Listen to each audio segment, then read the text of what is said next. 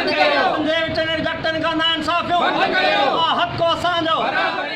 जी नाज़रीन, veterinary doctors के अपने मुतालबात के असूल के लिए खैबर चौक से प्रेस क्लब तक एहतजाज रैली निकाल गई। रैली से खिताब करते हुए वेटनरी डॉक्टर रिजवान अहमद खैबर, नदीम अहमद खैबर, शकील अहमद खैबर और कालू खोसो ने सिंध हुकूमत से मुतालबा करते हुए कहा कि वेटनरी डॉक्टरों को हाउस जॉब दे जाइए। जैसा कि पंजाब हुकूमत ने वेटनरी डॉक्टरों को हाउस जॉब देने का ऐलान किया है, उन्होंने मज़ीद कहा कि सिंध हुकूमत को भी ऐसी ही पॉलिसियाँ बनानी चाहिए जिससे से वेटनरी डॉक्टरों की हकूक न दबाए जा सके। उन्होंने मज़ीद कहा कि अगर हमारे साथ इंसाफ न किया गया और एहतजाज के जरिए हमारी आवाज़ न सुनी गई तो हम पूरे मुल्क के गहरा एहतजाज करेंगे। Pakistan web TV media reporter Dilshad Hussain, Udaylal Matiari.